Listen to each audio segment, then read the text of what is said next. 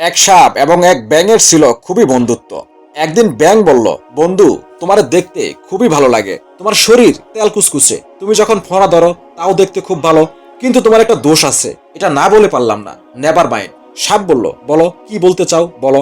ব্যাঙ বলল, তুমি যখন চলো তখন তুমি কিন্তু সোজা হয়ে চলো না, এরকম এঁকে বেঁকে চলো, এটা বড়ই বিশ্রী লাগে, তা না হলে অন্য দিক থেকে তুমি দেখতে অনেক ভালো। ফনা ধরলে তোমাকে খুবই সুন্দর লাগে, আর তোমার ক্ষিপ্রতা, তোমার ক্ষুদ্রতা, এসব দেখে তোমার তারিফ করতে হবে।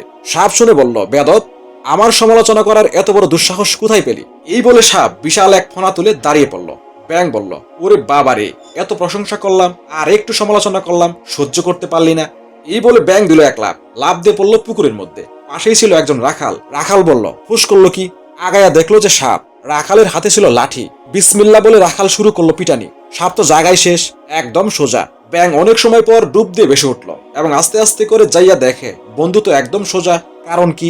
কাছে গিয়ে দেখলো সাপটি আর জিন্দা নাই, মুখ দিয়ে ফেনা টেনা বের হয়ে গেছে। তখন ব্যাঙ বলল, বন্ধু, সেই সোজা হইলেন, তবে মুখ দিয়ে ফেনা বের হইয়া সোজা হইলেন, ফেনা থাকতে আর সোজা হইলেন না। সুতরাং সময় থাকতে আল্লাহর দিকে ফিরে আসুন, ভালো হয়ে যান।